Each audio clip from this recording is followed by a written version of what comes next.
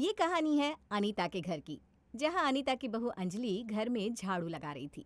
तभी अनीता वहाँ आती है और उससे कहती है, बहू सुबह के 10 बज गए, लेकिन अब तक तेरा काम नहीं हुआ। अरे कब तक होगा काम? माँ जी बस अभी कर ही तो रही हूँ। आज ना आँख देर से खुली इसलिए लेट हो गया। अरे लेट तो तू जानबूझकर उठी है। कौन कहता है तुझे देर से सोने के लिए? मैं तो तुझे 12 बजे ही फ्री कर देती हूँ। अनीता का गुस्सा देखकर अंजलि कुछ नहीं कहती और चुपचाप अपनी गर्दन झुकाए खड़ी रहती है। लेकिन अनीता शांत नहीं होती। वो तो अपनी बहू को खरी खोटी सुनाकर चली जाती है। लेकिन ये सब अंजलि का पति मनोज देख लेता है और वो अपनी पत्नी अंजलि के पास आकर कहता है, अंजलि, माँ तुम पर इतना भड़क क्यों रही थी? पता नहीं मनोज जी, शायद मैंने थोड़ा लेट काम शुरू किया है ना, इसलिए भड़क रही थी माँ जी। अंजलि की बात सुनकर मनोज अपने कमरे में चला जाता है। वो कुछ नहीं कहता। अंजलि एक बार फिर अपने घर के कामों में लग जाती है। काम करते करते दोपहर हो जाती है। तभी अनीता एक बार फिर अपनी बहू को अपने कमरे से आवाज़ लगाती है, अंजलि बहू, ओ अंजलि बहू। अपनी सास की आवाज़ सुनकर अंजलि समझ जाती है कि उसकी सास उसे क्यों बुला रही है। इसलिए वो जल्दी जल्दी अपनी सास का खाना निकालती है और खाने की प्लेट लेकर अपनी सास के कमरे में जाती है। चलो खाना लेकर आ तो गई, वरना मुझे तो लगा था कि आज मुझे खाना ही नहीं मिलेगा। माँ जी माफ़ कर दीजिए, आज ना सब कुछ लेट हो रहा है, पर मैं कल से ध्यान रखूंगी और जल्दी उठूंगी। चलो अच्छी बात है, तुझे बात तो समझ में आई। अंजलि के माथे पर पसीना और चेहरे पर थकान साफ नजर आ रही थी। उसकी ऐसी हालत देखकर अनीता अपनी बहू से कहती है, वैसे बहू तूने कुछ खाया? नहीं ना माँ जी, मैंने अब तक खाना नहीं खाया। अभी किचन में बर्तन धोने बाकी हैं, उन्हें धोकर मनोज जी को खाना खिलाकर बाद में मैं खाना खाऊंगी। अरे बर्तन बाद में धो लेना, पहले खाना खा ले। और रही मनोज की बात, तो वो अभी सो रहा है ना, तो जब वो उठेगा तब उसे खाना दे देना। पर माँ जी वो सोए नहीं है। अंजलि आगे कुछ बोलती उससे पहले वहां मनोज आ जाता है। मनोज को देखकर एक बार फिर से अनीता अपने बर्ताव में बदलाव ले आती है और अपनी बहू को फटकारते हुए कहती है, हाँ तो ठीक है, जा जाकर अपने पति को खाना खिला। और जब तक सारे काम नहीं हो जाते तब तक तू खाना नहीं खाएगी, समझी? जी माँ जी। और सुन, काम करने के पहले सीधा मेरे कमरे में आ जाइयो। मेरे कमर में काफी दर्द हो रहा है, मालिश कर दे आकर। जी माँ जी। अब जी माँ जी करती रहेगी या फिर यहाँ से जाएगी भी? मेरे सर पर खड़ी है, सही से खाना भी नहीं खाने देती। अपनी सास की ऐसी कड़वी बातें सुनकर अंजलि अपनी आंखों में आंसू लिए वहां से जाने लगती है, पर दरवाजे पर अपने पति को देखकर थोड़ी देर रुक जाती है। अंजलि की आंखों से आंसू छलक जाते हैं।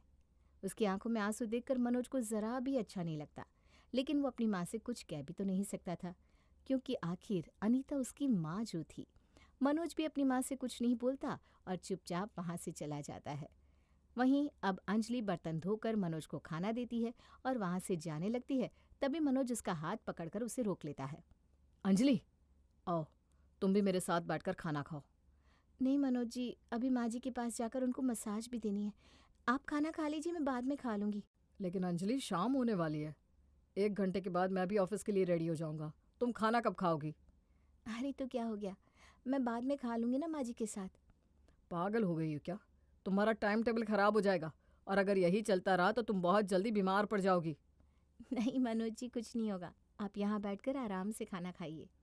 मनोज उसको अपने साथ बैठकर खाने के लिए काफ़ी कहता है, लेकिन फिर भी अंजलि उसके साथ बैठकर खाना नहीं खाती और अपनी सास के कमरे में जाकर उसको मसाज देने लगती है। समय गुजरता है और गुजरते समय के साथ अंजलि अपने घर के कामों में काफ़ी उलझ जाती है। ऐसे ही एक दिन अंजलि अपने घर के काम कर रही थी। काम करने के दौरान ही उसका पैर फिसलता है और वो सीढ़ियों से नीचे गिर जाती है। अंजलि को काफ़ी चोट लगी थी। डॉक्टर अंजलि को आराम करने के लिए कहकर जाते हैं। अंजलि अपने कमरे में थी तो वहीं मनोज अपनी माँ अनीता के पास जाकर कहता है, माँ, मैं क्या कह रहा था कि अंजलि पूरा पूरा दिन घर में लगी रहती है। वो सही से खाना भी नहीं खाती, और आज देखो वो गिर भी गई। डॉक्टर ने उसे आराम करने के लिए कहा है, तो क्यों ना हम उसकी हेल्प के लिए एक नौकरानी रख लें। हाय दया, नौकरानी? अरे मनोज, तेरा दिमाग खराब हो गया है क्या? आज से पहले हमारे घर में कभी नौकरानी नहीं आई है, और तू अब नौकरानी लाने को कह रहा है? अरे पता नहीं कैसे रहती है ये नौकरानियाँ। और ऐसी औरतों को तो घर में लाने की बात कर रहा है। ये ना तो सफाई अच्छे से करती है, ना अच्छे से खाना बनाती है। ना बाबा ना, मैं नौकरानी को इस घर में कदम तक रखने ना दूंगी। पर माँ, अंजलि कैसे करेगी काम? आपको पता है ना उसको चोट आई है। अरे इतनी भी नहीं आई कि वो बिस्तर पर पड़ी रहे। जब तक चलेगी फिरेगी नहीं, घर का काम नहीं करेगी, तब तक वो ठीक भी नहीं होगी, समझा तू? अब ना ज्यादा बीवी का हिमायती ना बन। अनीता अपनी बहू के कमरे में जाती है और बड़ी ही बदतमीजी से कहती है, चल अब उठ जा, ये नाटक और मत कर, समझी? तुझे इतनी भी नहीं लगी जितना तू ड्रामा कर रही है। पर माँ जी, मेरे पैरों में काफ़ी दर्द हो रहा है।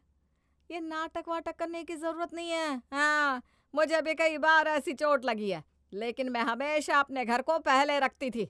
चला बुझ जा शांति से, नहीं तो क्या माँ? अनीता ये बात बोलती है कि मनोज बीच में बोल पड़ता है, क्योंकि आज हद पार हो चुकी थी।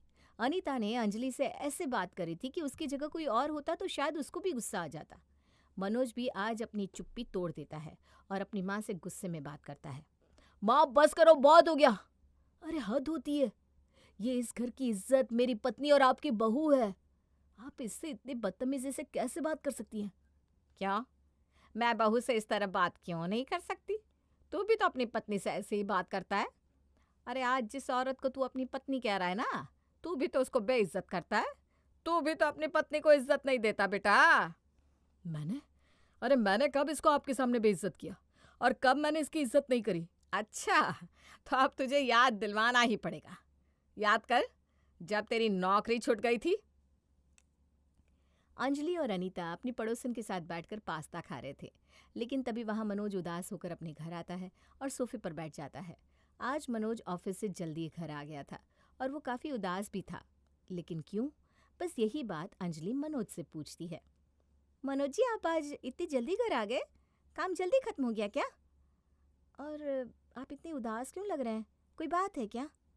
तुम मेरे लिए एक गिलास पानी लेकर आओ, बाद में बताता हूँ।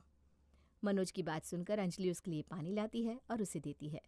पानी पीकर मनोज ग्लास सोफे पर रखता है और अपने सर पर हाथ रखकर बैठ जाता है। मनोज जी, कुछ तो बताइए ना, आखिर हुआ क्या है? आपकी तबीयत तो ठीक है ना? अरे क्या कब से चप्पड़ चप्पड़ किए जा रही है? थोड़ी देर के लिए मुझे अकेला नहीं छोड़ सकती? मनोज का गुस्सा देखकर अंजलि कुछ नहीं बोलती और चुप हो जाती है, लेकिन उसकी पड़ोसन बीच में बोल पड़ती है। अरे बहू, जब मनोज कह रहा है कि चुप हो जा, तो तू क्यों बार बार उसे परेशान कर रही है? बहन, मेरी बहू उसको परेशान नहीं कर रही, बल्कि वो उससे उसकी परेशानी पूछ रही है। वो जानना चाहती है कि आखिर उसको हुआ क्या है। और वही नहीं, बल्कि मैं भी जानना चाहती हूँ, लेकिन इसकी तो जुबान ही अलग है। लेकिन अनीता बहन, जब आप देख रही है कि मनोज गुस्से में है, तो क्यों उसे बार बार परेशान करना? अब उसे बार बार परेशान करेंगी तो बहू उल्टा तो सुनेगी ही ना। खैर, तुम्हारे घर का मामला है, तुम निपटाओ, मैं जा रही हूँ अपने घर। इतना बोलकर अनीता की पड़ोसन वहां से चली जाती है, लेकिन अनीता को अपने बेटी की जुबान काफी गंदी लगती है। वो उससे प्यार से कहती है, देख बेटा, वो तेरी पत्नी है, तुझसे तेरी परेशानी पूछना उसका फर्ज है। अरे पर माँ, मैं बहुत परेशान हूँ। अरे पर क्यों परेशान है, यही तो जानना चाहते हैं हम लोग। माँ, मेरी नौकरी चली गई, सैलरी टाइम पर नहीं दे रहा था तो मेरी बहस हो गई और मैंने जॉब छोड़ दी। बस इतनी सी बात पर आप परेशान हो रहे हैं? मैं आज ही भैया से आपकी जॉब के लिए बात करती हूँ। वैसे भी उन्हें एक अकाउंटेंट की ज़रूरत थी, पर वो नाइट शिफ्ट है। कोई बात नहीं अंजलि, मैं कर लूँगा। इस तरह अंजलि अपने भाई से बात करके अपने पति की नौकरी लगवा देती है। मनोज को काफ़ी अच्छी पत्नी मिली थी, लेकिन उसने गुस्से में अंजलि को सबके सामने बहुत उल्टा बोल दिया था, इसलिए उसको अपने शब्दों पर पछतावा होता है और वो उससे अकेले में माफ़ी भी मांगता है। अब तो बता, जब तू ही अपनी पत्नी की इज्जत नहीं करता तो दूसरों से कैसे उम्मीद कर सकता है कि वो तेरी पत्नी की इज्जत करेगा? अरे उसी दिन हमारी पड़ोसन उसको इतना बोल कर चली गई, कितना कुछ कहा था इससे, लेकिन फिर भी ये तेरे बुरे समय में तेरे साथ रही। पर माँ, मैंने अंजलि से माफ़ी मांगी थी। माफ़ी मांगी थी, लेकिन अकेले में। पर तूने तो उसे उल्टा सबके सामने बोला था ना। अब लोगों के सामने उसकी इज्जत घटी, उसका क्या? अनीता मनोज को जो समझाना चाह रही थी वो मनोज काफ़ी अच्छे से समझ जाता है, जिसके बाद मनोज अपनी माँ और अंजलि के आगे हाथ जोड़कर माफ़ी मांगते हुए कहता है, माँ, मैं समझ चुका हूँ कि आप क्या कहना चाहती हैं। मैं आज के बाद कभी भी अंजलि से बदतमीजी से बात नहीं करूँगा, बल्कि उसको सबके सामने इज्जत दूंगा। अंजलि, मुझे माफ़ कर दो। अंजलि बहू, मैं भी माफ़ी मांगती हूँ, मुझे भी माफ़ कर दे।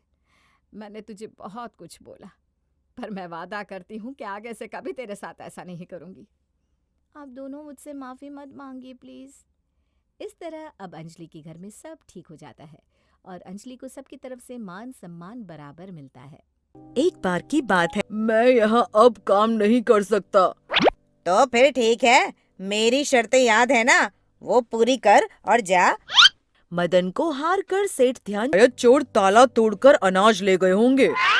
सेठ धनीचंद को ऐसी दुखी अवस्था में लाचार देख रमेश अंदर ही अंदर मुस्कुरा रहा था। एक दिन सेठ धनीचंद की पत्नी ने मुसीबत के वक्त ही होती है। समय की बात है, एक गांव में राजू नाम का एक आदमी रहता था। वो बहुत गरीब था। उसके पास रहने के लिए कोई जगह नहीं थी, इसीलिए वो एक पेड़ के नीचे रहा करता था और उसी पेड़ का फल खाकर अपना जीवन बिताया करता था। एक दिन एक लकड़हारा वहाँ आया और उस पेड़ को काटने की तैयारी करने लगा। ये देख राजू उस लकड़हारे के पास गया और विनती करने लगा कि वो इस पेड़ को ना काटे, लेकिन लकड़हारा नहीं माना। तब राजू ने आसपास के लोगों को इकट्ठा कर लिया और बोला, देखो भैया, ये लकड़हारा इस पेड़ को काट रहा है। ये देख एक आदमी बोला, नहीं नहीं, हम तुम्हें ये पेड़ नहीं काटने देंगे। हमारे गांव का सबसे पुराना पेड़ है ये।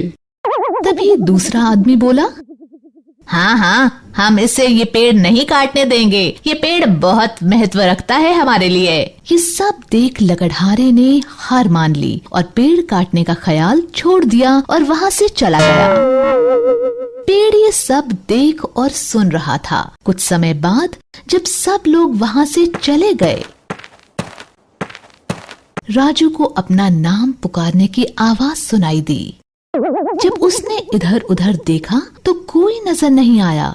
गौर से सुनने पर उसने देखा वो आवाज पेड़ से आ रही थी। तभी पेड़ बोला, तुमने मेरी रक्षा की है। मैं जानता हूँ कि तुम बहुत गरीब हो, इसलिए मैं तुम्हारी मदद करना चाहता हूँ। मेरी बात को ध्यान से सुनना। रोज तुम मेरे शाखाओं से खाने के लिए एक फल तोड़ना और खाते समय एक इच्छा मांगना। तुम जो मांगोगे तुम्हें जरूर मिलेगा, पर ये याद रखना कि तुम्हें एक दिन में सिर्फ एक ही फल तोड़ना है और उससे एक ही इच्छा मांगनी है। राजू बहुत खुश हुआ और उसने पेड़ के कहे अनुसार एक फल तोड़ा, इच्छा मांगी। तभी उसके सामने बहुत सारा खाना आ गया। अब ये सिलसिला यूं ही चलता रहा और राजू रोज फल तोड़ता और इच्छा मांगता। थोड़े ही समय में उसकी हालत ठीक हो गई। उसका खुद का घर था और किसी चीज की कमी नहीं रही। एक दिन राजू ने सोचा कि अगर वो रोज एक फल तोड़ने की जगह एक दिन में सारे फल तोड़ ले तो उसकी सारी इच्छाएं एक ही दिन में पूरी हो जाएंगी। उसने एक एक कर फल तोड़ना शुरू किया और खाते खाते इच्छा मांगने लगा, पर उसने जो भी सोचा उसकी एक भी इच्छा पूरी नहीं हुई। वो बहुत निराश हुआ और उस पेड़ को कोसने लगा और बहुत बुरा भला बोला, मैंने तुम्हें कटने से बचाया और तुमने मुझे धोखा दिया। इतना विश्वास किया था तुम पर, अब मैं तुम्हें कभी माफ नहीं करूँगा। तभी पेड़ ने राजू को याद दिलाते हुए कहा, मैंने उसी दिन तुमसे कहा था कि तुम्हें एक दिन में सिर्फ एक ही फल तोड़ना है, पर तुम्हारा लालच इतना बढ़ गया कि तुम मेरी कही बात को भूल गए और अब मुझे बुरा भला बोल रहे हो। जो हुआ वो तुम्हारे लालच का ही फल है। राजू को पेड़ की कही ये बात याद आ गई और उसे बहुत पछतावा हुआ। इससे हमें शिक्षा मिलती है कि लालच इंसान का सबसे बड़ा दुश्मन होता है, इसलिए इंसान को कभी लालच नहीं करना चाहिए और जो भी उसे मिल रहा है उसी में खुश रहना चाहिए।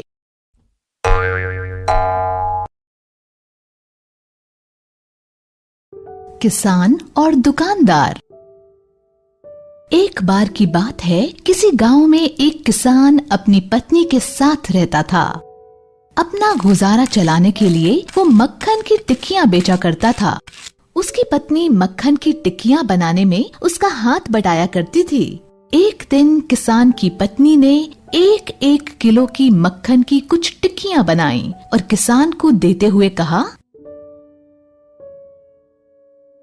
अजी मैंने मक्खन की टिक्कियां तैयार कर दी हैं, शहर जाकर इन्हें बेच आओ। इस पर किसान बोला, ठीक है, मैं जाकर बेच आता हूँ।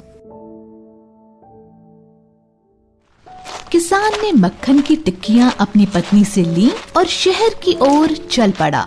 वो इन मक्खन की टिक्कियों को एक परचून की दुकान पर बेचता और जो पैसे मिलते थे उनसे उसी दुकान से घर के लिए कुछ सामान खरीदता था। दोनों के बीच काम यूं ही चलता रहा। एक दिन मक्खन की टिक्कियों को फ्रिज में रखते हुए दुकानदार ने सोचा, क्यों ना फ्रिज में रखने से पहले मक्खन की हर टिकिया को तोल कर देख लूं। जब दुकानदार ने टिक्कियों को तोला तो वो हैरान रह गया। हर एक टिकिया 1 किलो की नहीं बल्कि 900 ग्राम की थी, यानी हर टिकिया का वजन 100 ग्राम कम था। उसे किसान पर बहुत गुस्सा आया। बेईमान, धोखेबाज, मैं उसे नहीं छोड़ूंगा। अगले हफ्ते किसान फिर से उसकी दुकान पर मक्खन बेचने गया। खबरदार जो मेरी दुकान में कदम रखा, धोखेबाज। मैं किसी झूठे और मक्कार इंसान के साथ कोई लेन देन नहीं करना चाहता। जो मक्खन की टिकिया तुम मुझे बेच कर गए थे वो 1 किलो की नहीं बल्कि 900 ग्राम की थी, 100 ग्राम कम। बेईमान कहेंगे। किसान ने बड़ी विनम्रता से कहा, गुस्सा मत करो भाई, हम गरीब जरूर हैं पर धोखेबाज और बेईमान नहीं। हमारे पास इतने पैसे नहीं कि हम तोलने के लिए तराजू खरीद सके, इसलिए हम उसी 1 किलो चीनी के बराबर मक्खन तोल देते थे जो मैं तुमसे खरीद कर ले गया था। मॉरल, कभी किसी को धोखा नहीं देना चाहिए। जैसे आप बोगे वैसा काटोगे, इसलिए अच्छे बनो और सबके साथ अच्छा करो। एक गांव में एक अद्धा अपनी बूढ़ी माँ के साथ रहता था। उसे लोग अद्धा इसलिए कहकर बुलाते थे क्योंकि उसका एक हाथ और एक पैर था। अपनी माँ को गरीबी की हालत में काम करते देख वो बहुत दुखी होता था। एक दिन उससे रहा नहीं गया और अपनी माँ से बोला, माँ, मैं तुम्हें इस हालत में काम करते नहीं देख सकता। मैं पैसे कमाने शहर जाऊंगा। माँ बोली, बेटा, तेरा एक हाथ और एक पैर है, तू कैसे शहर में काम कर पाएगा? अद्धा माँ से बोला, नहीं, मैं चला जाऊंगा, तू बस हाँ कर दे। फिर क्या था, अद्धा जिद करके पैसे कमाने शहर चला गया। शहर पहुंचकर वो एक सब्जी मंडी के पास रुक गया और सोचने लगा, यहाँ तो काफी भीड़ है, पर मैं ऐसा क्या करूं जिससे आज ही आज में मेरे पास पैसे इकट्ठे हो जाएं? थोड़ी देर बैठ जाता हूँ, फिर सोचता हूँ। अद्धा वहीं सब्जी मंडी में एक किनारे पर कपड़ा बिछाकर बैठ गया। तभी वहां से एक व्यक्ति गुजरा और देखा कि अद्धा लाचार अवस्था में है, तो उसके आगे 1 रुपए का सिक्का रखकर आगे बढ़ गया। अद्धे ने सोचा, ये तो बड़ा आसान है, ऐसे तो मेरे पास बहुत पैसे इकट्ठे हो जाएंगे। वो जोर जोर से चिल्लाने लगा, अल्लाह दे ना ते देंदा जा, नहीं देंदा ते खसमानू खां। अल्लाह दे ना ते देंदा जा, नहीं देंदा ते खसमानू खां। ऐसा करते देख लोग उसके आगे पैसे रख के जाने लगे। सुबह से शाम हो गई और उसके पास बहुत सारे पैसे इकट्ठे हो गए। उसने सोचा, मेरे पास इतने सारे पैसे हैं, इतने पैसे लेकर इस वक्त गांव की ओर निकला तो कोई चोर या डाकू ना छीन ले, क्या करूं? उसको ऐसा सोचते हुए एक महिला देख रही थी। वे अद्धे के पास आकर बोली, बेटा, क्यों परेशान हो? क्या मैं तुम्हारी कुछ मदद कर सकती हूँ? अद्धे ने अपनी सारी परेशानी उस अनजान महिला को बता दी। बेटा, बस इतनी सी बात, यहाँ कुछ ही दूरी पर मेरा घर है। अगर तुम चाहो तो वहाँ रात गुजार सकते हो, सुबह निकल जाना। अद्धा बोला, बहुत बहुत शुक्रिया माताजी, और बिना कुछ सोचे समझे उस महिला के साथ चला गया। आओ बेटा, तुम यहाँ बैठो, मैं कुछ खाने को लाती हूँ, फिर तुम आराम से सो जाना। और हाँ, लाओ, ये पैसों की पोटली मुझे दे दो, मैं संदूक में रख देती हूँ, और ताला लगा देती हूँ। सुबह जाते हुए ले लेना। अद्धा भोजन करके जैसे ही सोने लगा तभी उसे कुछ आवाज सुनाई दी। इस अद्धे को तो एक ही वार में खत्म कर दूंगी। जरा चाकू की धार तेज कर लूं। महिला पत्थर पर चाकू घिसने लगी। उसकी इस हरकत को अद्धा देख और सुन रहा था। वो थोड़ा चौकन्ना हो गया और नींद में होने का नाटक करने लगा। जैसे ही महिला चाकू की धार लगाने लगी, अद्धा गुनगुनाने लगा, माई ओ माई मुझे सब पता है, नींद नहीं मुझे सब दिखता है। अरे ये तो सो ही नहीं रहा, जाग रहा है। अब क्या करूं? देखते देखते सुबह हो गई। महिला ने सोचा, अब एक ही रास्ता है। इसकी पैसों की पोटली तो मेरे पास ही है। मैं थोड़ी देर के लिए बाहर जाती हूँ। जैसे ही ये इधर उधर होगा, पोटली गायब कर दूंगी और बोल दूंगी कि चोर ले गए। सुबह होते ही वो बोली, बेटा मुझे जरा बाजार से सामान लाना है। तब तक तुम कुछ खा पी लो, मैं थोड़ी देर में आती हूँ। अद्धे ने सोचा, यही मौका है, इस औरत से बच के भाग जाता हूँ जल्दी से। मेरी पोटली, अरे वो तो संदूक में रखी है, ताला है इस पे तो, चाबी लगता है अपने साथ ले गई, क्या करूं? तभी वहां अद्धे को एक पत्थर पड़ा दिखाई दिया। बड़ी मुश्किल से एक ही हाथ से जैसे तैसे उसने ताला तोड़ा और अपनी पोटली उठाई। उसने देखा उस ठग औरत का 100 रुपए का नोट भी वहां रखा है। उसने सोचा, ये भी क्यों छोड़ूं? वो भी उठा लिया और भाग गया।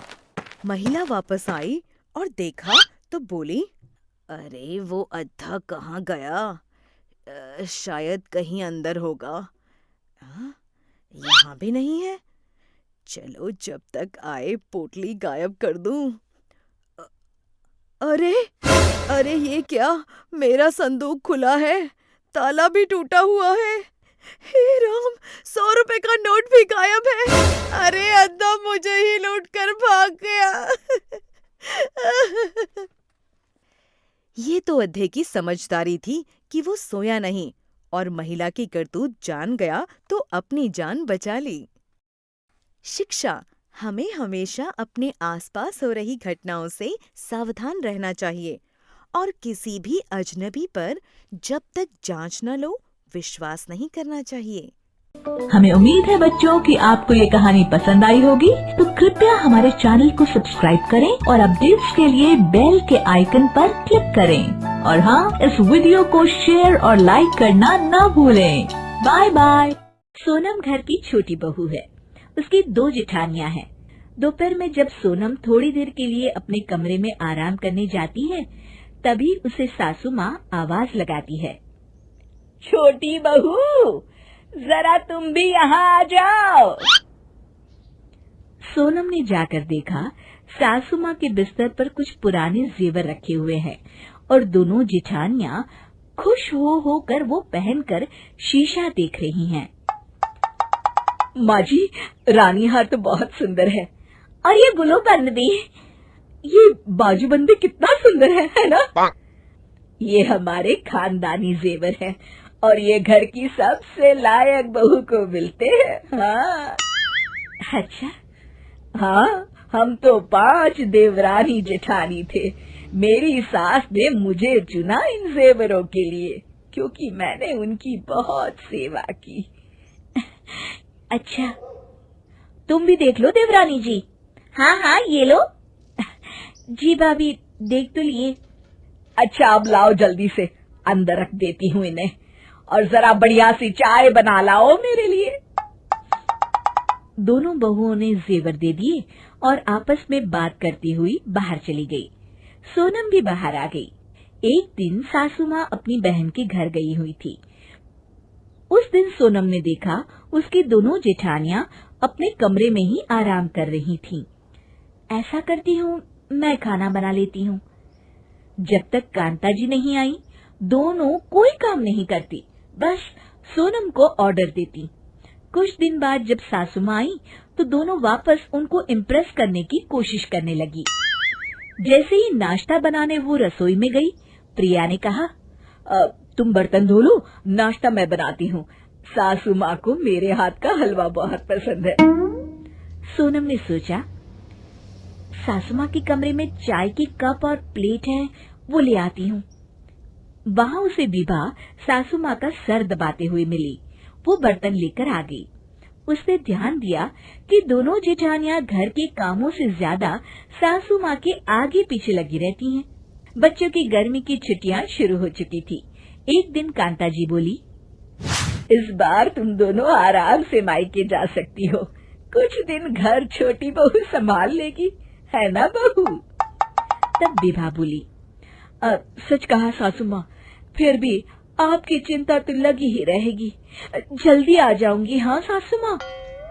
प्रिया ने कहा, मेरा तो आपको छोड़कर जाने का मन ही नहीं है, पर वो क्या है कि बच्चों की पढ़ाई के कारण बीच में जा ही नहीं पाते ना। चलो इसी बहाने छोटी बहू को भी मौका मिलेगा। सोनम सासू माँ की हर फरमाइश पूरी करती। बहू जरा मेरे हाथ पैर तो दबा दे, पड़े पड़े अकड़ गए हैं। जी सासू माँ। उसने तेल गरम करके अच्छे से मालिश की और उस दिन के बाद सोनम बिना कहे ही कांता जी के हाथ पैर दबा देती, बालों में तेल डालकर मसाज भी कर देती। बहू तुम मेरी बहुत सेवा करती हो। सासू माँ, ये तो मेरा फर्ज है। लगता है पूरे खानदानी जेवरों पर तुम ही हाथ साफ करोगी। मैं समझी नहीं सासू माँ, आप क्या कहना चाहती हैं? अरे मेरे कहने का ये मतलब है कि अगर इसी तरह दिल लगाकर मेरी सेवा करती रहोगी तो सारे जेवर तुमको ही मिलेंगे ना। अब समझी? सासू माँ, अगर आपको लगता है कि मैं जेवरों की लालच में आपकी सेवा करती हूँ तो ठीक है, आज से मैं आपका कोई काम नहीं करूँगी। अरे तूने देखा नहीं प्रिया और विभा किस तरह मेरे आगे पीछे घूमती रहती है। सासू माँ, आप अपने जेवर उनको ही दे दीजिए, मुझे एक रत्ती लालच नहीं है। मैं आपकी सेवा इसलिए करती थी क्योंकि मुझे लगा आपको मेरी जरूरत है, पर आज से मैं आपका कोई भी काम नहीं करूँगी। इतना कहकर वो अपने कमरे में चली गई। उस दिन कांता जी बाथरूम में गिर पड़ी। कोई है, बचाओ! कांता जी की चीख सुनकर सोनम बाहर आई और उन्हें डॉक्टर के पास ले गई। डॉक्टर ने उन्हें 1 हफ्ता बेड रेस्ट करने को कहा। दोनों जेठानियों के न होने पर भी सोनम ने सासू माँ और घर गृहस्थी बहुत अच्छे से संभाल ली। पर कांता जी ने सोचा, मुझे लगता है सोनम को काम ज्यादा पड़ता है, क्यों ना विभा और प्रिया बहू को बुला लूं।